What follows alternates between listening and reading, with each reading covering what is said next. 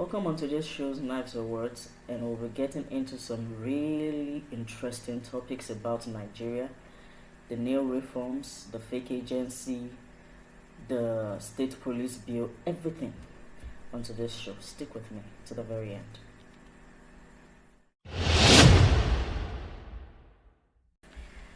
So media outlets across Nigeria have actually had this major news breaking that an imposter has infiltrated the Nigerian federal government since the inception of President Tinubu's administration. Can you just believe it? The administration is going to end next year, and an agency that is not recognized by the federal government has run under the administration for 3 years plus. Make it make sense. Alright, let's start from the very beginning. The name of this imposter is Prince Adeyemi, and he's said to be the DG of an agency within the federal government, the agency of the Presidential Foreign Intervention Promotional Council. Even sounds made up already. Which is also linked to the Presidential Economic Council, Advisory Council, Economic Advisory Council, okay? And the Chief of Staff to the federal government has denied knowing this person, but certain questions have not been answered. How did he come into power? How did he come into that position? Who opened the doors for him? Whose office is a supervisory stand for his office within the federal government? How come the legislative arm of the government does not know who runs this agency or what this agency is about for allocating billions of naira, millions of naira to this agency? Let's take a look at an image that I actually post on YouTube. Okay, so circled in red here is the administration under the Nigerian budget. Okay, I mean the agency under the Nigerian budget, circled in red. Okay, Presidential Economic Advisory Council, Presidential Foreign Intervention Promotional Council. A total of 1.3 billion has been allocated to that office till date. So what happened? My personal question is not what happened. It's how much of a joke the federal government actually think this country is, and how much of a joke they think they can actually come up with, in the public space, to air their laundry, make a joke of themselves, and making it look like this is something that is supposed to be a wow factor for the citizens of Nigeria. The annoying question that is at the back of every citizen's mind right now is how many agencies like this are existing within the federal government. Even going as far as saying that he has an office within the federal secretariat in Abuja. Is the federal secretariat for rent now? Can we rent a space in the federal secretariat to just plant an office and work from there? Who gave the office? Who gave the order for that office to be opened, for that agency to operate from that office within the federal secretariat in Abuja? But the truth of the matter is, there's always something that borders on everything that comes as the news like this. When they come and then they say snake swallowed some money or rat ate some money, okay? And everything that borders behind it is, what are you going to do about it as Nigerians? Okay, let me calm down. The NYSC Reform has come to be. The National Youth Minister has spoken. Media outlets once again have told us what this reform is about. Okay. Youth corps members will now be posted based on their skills. They're not going to be posting everybody to schools anymore or where there are openings, any type of openings. You're not going to see doctors in the classrooms. You're not going to see bankers in the classrooms anymore. You're actually going to be seeing them in their PPAs. Now, apart from that, so they're saying that they want to, help channel the graduates to doing the things that they actually graduated doing. Okay, so they have more experience, more skills, and more background in those things. What I am not hearing, what I am not seeing as a good intention for graduates in this country is mandating that every company or every parastatal or outlet that employs the skills and the services of these graduates is mandated to keep them on the job for years.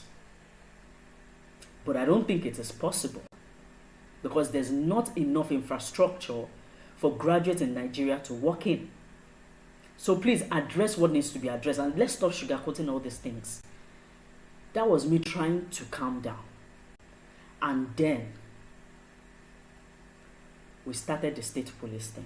So let's get to the state police things quickly. So on the state police bill,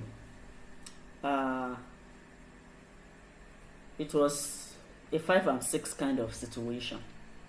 Okay, the bill hasn't been passed into law yet, so I'm giving them the grace that it can be refined. But truthfully, if we sit at the base of the bill, we'll realize it's already K-legged before it's even signed into law.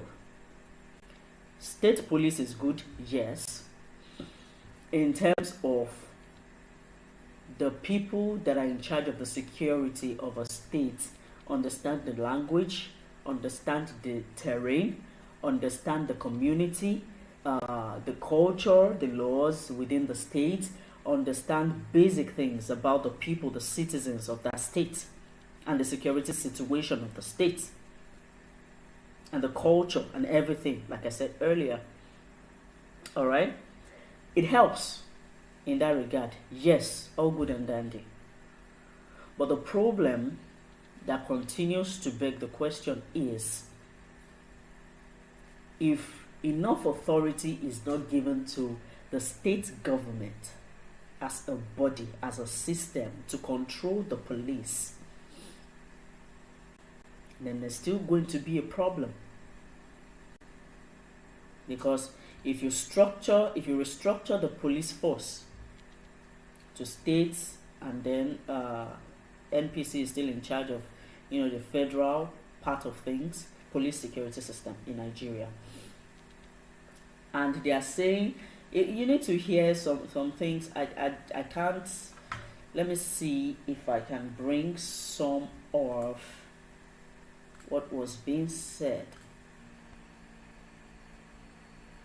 So when we hear things like governors may issue lawful written directives of general policy, but a commissioner can refer any unlawful directive to the NPC.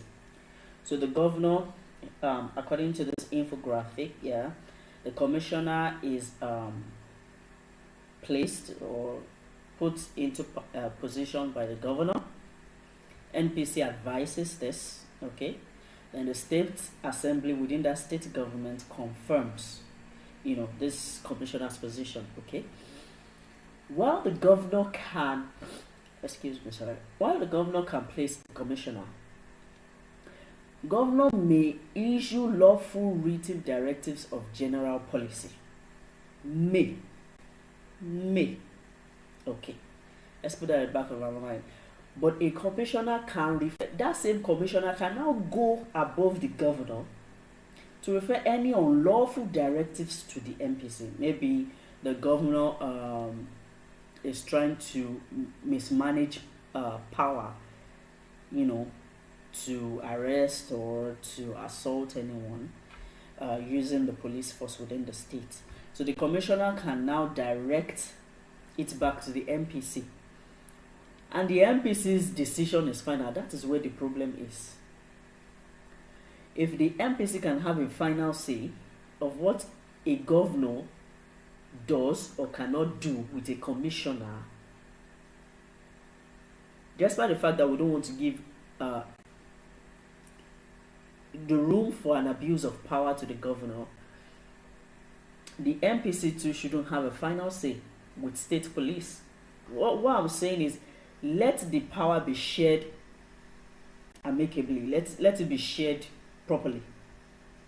If we are going to do this, let us do it well. Let us do it right. Okay? But I feel where the major problem is that if you're going to do a state police, if you want state police to be very efficient and effective, then states within Nigeria have to be restructured as well. They have to have autonomy and independence. Now you're saying that though the governor does not have the autonomous power over the state police, right? Yeah. But you are saying that the government, the state government, will have to cater for the training, buying of arms, and reforms, or whatever it is they have to take care of, the outfits. You know, so you can't give them the responsibility and not give them some measure of power. If they are going to be paying for the load, then they will need some amount of power. Even though those powers are going to be checked, at least give them some power over the state's police. You don't use the word may issue lawful directives. What do you mean may issue lawful directives? What does that even mean? But it is not done. So hopefully they are able to actually see the loopholes. There are still things they can do, you know, to help the state police to function properly. Because if a governor does not feel a sense of responsibility in terms of power within the state police, giving funds will not be like a ready thing a governor or the state legislative will want to go into. And so the state police might suffer. And if the state police suffers, the federal government comes and says the state said they wanted their police, now they answer for it. No. If you are going to give the power, issue the power appropriately. So let's go to the editor's note and finish up on everything that has to do with Nigeria news today. My God, today. My brothers and sisters, dear fellow Nigerians, it has come to our own shore. There's this kind of noise that has been happening. I have been hearing the whispers within the geopolitical terrain that their government are beginning to plan and orchestrate and work to bring up a system that monitors and controls the citizens over the finances of the citizens, and most importantly, the freedom of the citizens. And though it went under the radar, this news went under the radar, but immediately I saw it because I have a prior knowledge of it in the geopolitical terrain, like I said earlier, it's clicked on me immediately. And that is the new NIMC ACT 2026 just signed into law by President Tinubu. And I know everybody knows NIMC. Everybody knows you need it for banking, for maybe traveling, but nobody actually thought of it to this very point. Let's take a look at this, please. So here it is, right? All right, so this is it for Nigeria. Nigeria's digital identity revolution. One person, one identity, one number. And this act covers mandatory NIN for all key services. And what are these services? The NIN is now required for passports, banking, land transactions. So if you're going to buy land now, they will know about it. Pensions, they will know about it. I think they'll be using it for pensions for a while. Tax payments, and all government services. I think prior to this time, it has not actually been in a law spectrum of these things being used by law.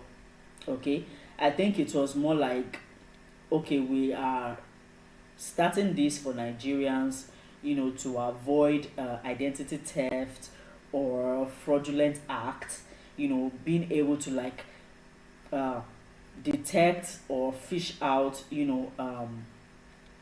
wrongdoers within the society, okay, and also to have that sense of identity, giving a sense of identification to every member of the society, of the country, okay, every citizen of the country, pardon me. So I think this is them now actually making it law whereby it can come into effect within the judiciary system of government. Okay, so before, if I'm ready to sell you a land without you having NIN, it's nobody's business. Okay, but now it is a situation within the Nigerian law that if you are selling a land to someone, you better ask for their NIN. Can you imagine? So they said offenders face up to 100x increase in fraud penalties. Okay, so offenders face up to 20 million in fines and a minimum of 5 years imprisonment for identity theft or unauthorized access. Now, this unauthorized access is a situation for me, because what do you mean unauthorized access? By who? Is it the federal government? Or are we getting the idea that everything is now owned by the government, or everything has to go through the government? And let's also understand the system we practice in Nigeria. It will seem a little bit unfair if I can do my private business without the government being in the know of it. If the government never actually gave me anything to get to that point, why am I indebted to the federal government knowing about my business? If I want to buy a land, it's not the federal government's business. If I choose to go through the federal government, maybe surveying and stuff, yeah, it might go as far as, okay, we want to know who you have before you ask us this question. But in a situation where it's an exchange of hand to hand, like I want to buy land from Mr. A, if Mr. B wants to buy land from Mr. A, it's none of the government's business if I am not trying to do the proper checks through the government. So this unauthorized access is a serious thing we shouldn't take for granted. And so the third point is guaranteed privacy and consent-based access. Guaranteed privacy and consent-based. So fully aligned with the Nigerian Data Protection Act, personal data cannot be accessed or used without your explicit consent. So I don't know what that means in terms of the federal government, because if you are saying that you can check it, is it exempting the federal government from this point? Okay. The fourth point is one card, multiple possibilities. The new general multipurpose card provides a single versatile credential for verification across every sector of national life. So your NIM card, please hear me carefully. your NIM card is what, the way I'm reading this, I might be wrong, is what certify you as a citizen of Nigeria, your NIM card. Let me take it again. One card, multiple possibilities. The new general multipurpose card provides a single versatile credential for verification. Okay, for verification across every sector of national life. For verification across every sector of national life. So your NIM card, when you provide it, which you must have, is going to be used to run your personal data to see your offenses, your defenses, maybe against the law. And you know what that means.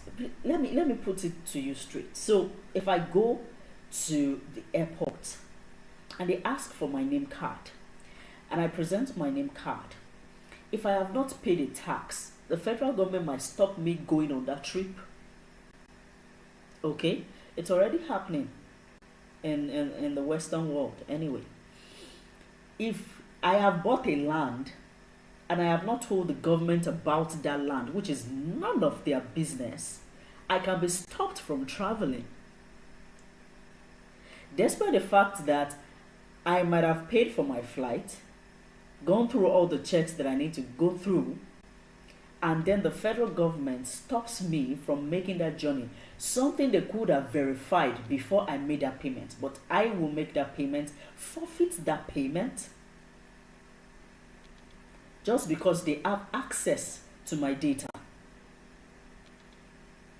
For a situation that was none of their business in the first place to start with.